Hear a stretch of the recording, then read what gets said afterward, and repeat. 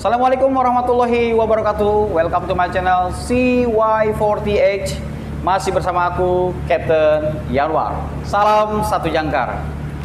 Kali ini kita berada di Muara Pantai, Kabupaten Berau, tepatnya di Musola DSL 01. Dan alhamdulillah telah hadir di samping saya seseorang yang telah berhijrah dari profesi pelaut untuk bekerja di darat dan juga menjadi seorang pembisnis. Silakan untuk memperkenalkan, Cap.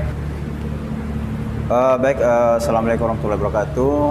Nama saya Ahmad Yani, yang dimana di Muara Pantai sering dipanggil Pak Yani.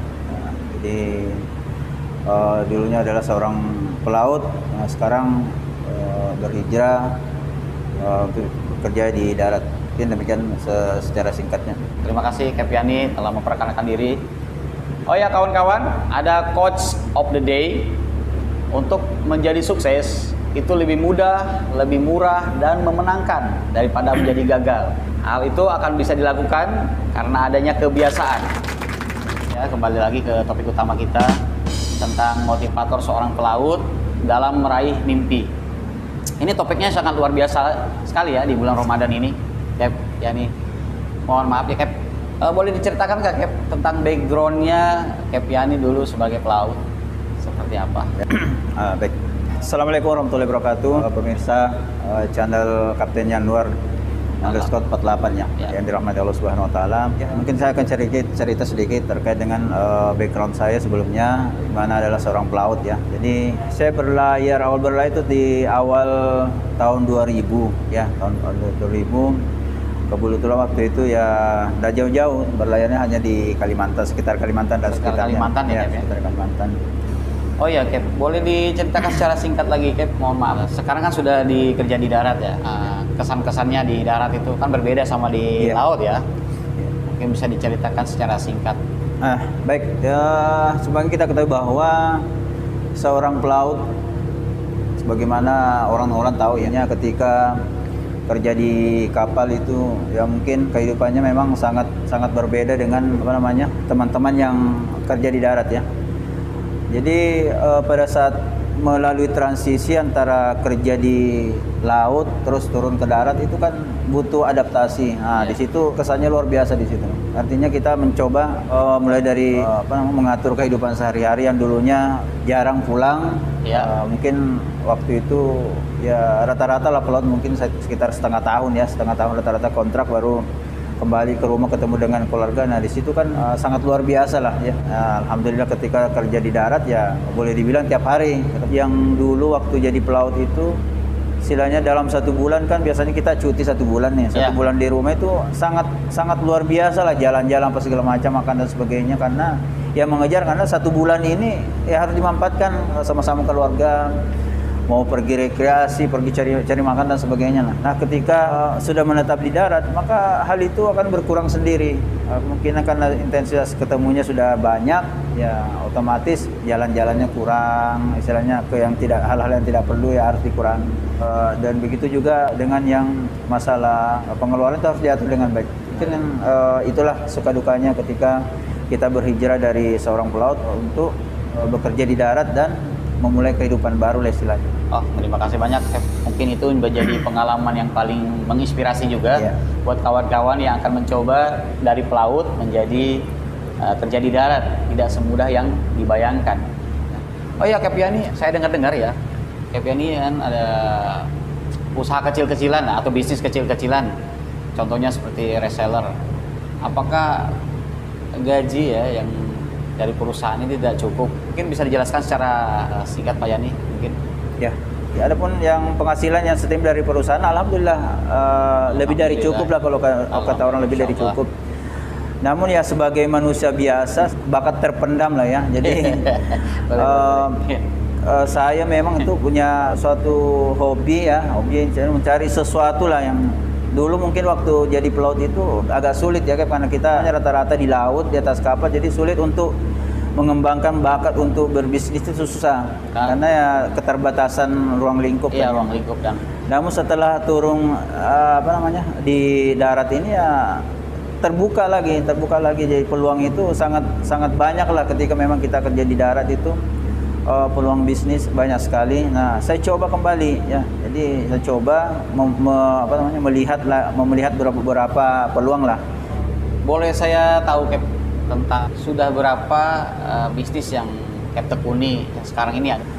Baik, kemarin pas awal COVID pandemi ini ya, sempat saya diajak bersama dari keluarga ya. Ya awal 2020 lah. Ya awal 2020 ya. Awal 2020 kita mulai bisnis yaitu peternakan ayam petelur ya. Pada daerah Sulawesi Selatan. Sulawesi Selatan ya. Iya, Sulawesi Selatan di kampung saya di Kabupaten Bone sana.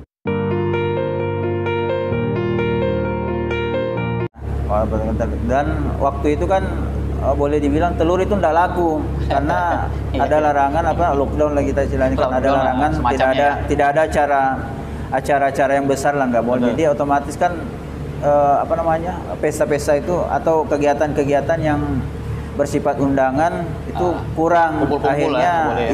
Akhirnya mungkin telur tidak hasil telur tidak terdistribusi dengan baik, sehingga apa yang terjadi pada saat itu yang tidak stabil lah waktu itu lah. Ya, tidak stabil. Akhirnya yang memaksa kami ya kalau begini kita jalan di tempat ya udah lebih baik kita cut dulu, istirahat dulu sampai kembali betul-betul normal, baru mungkin kita akan coba lanjut.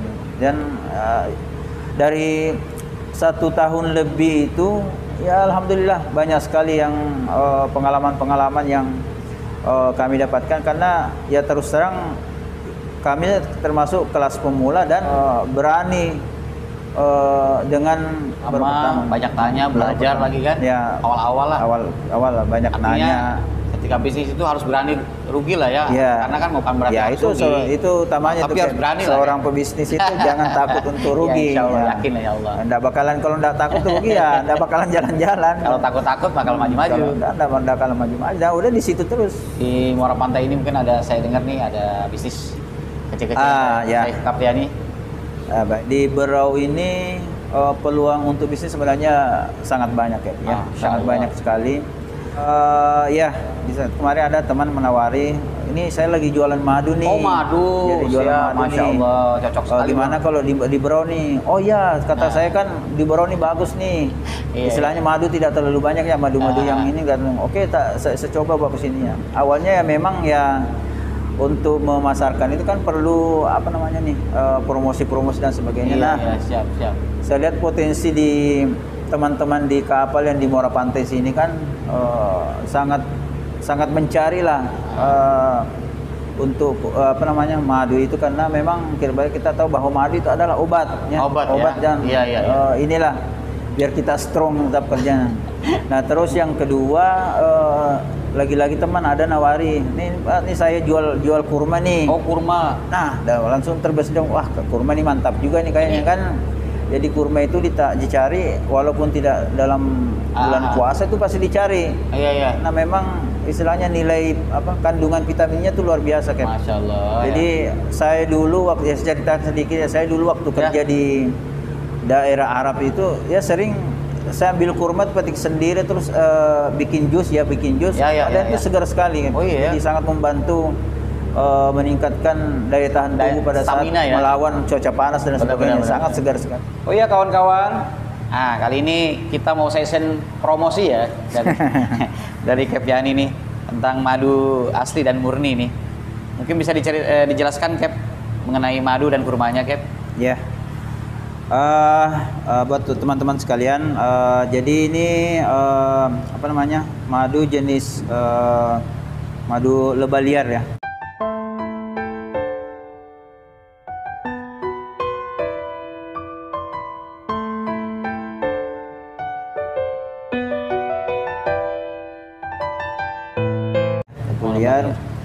Yang diperoleh daripada hutan yang ada di Sulawesi Selatan ya. Jadi termasuk salah satu jenis madu liar yang dimana proses pengirimannya dikirim ke Berau dan kami packing sendiri di sini, untuk per botolnya ya.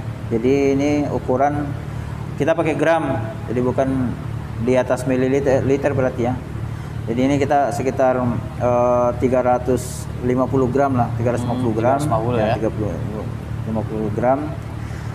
Sangat luar biasa bagi yang teman-teman yang mengetahui khasiat daripada madu pasti akan mencari.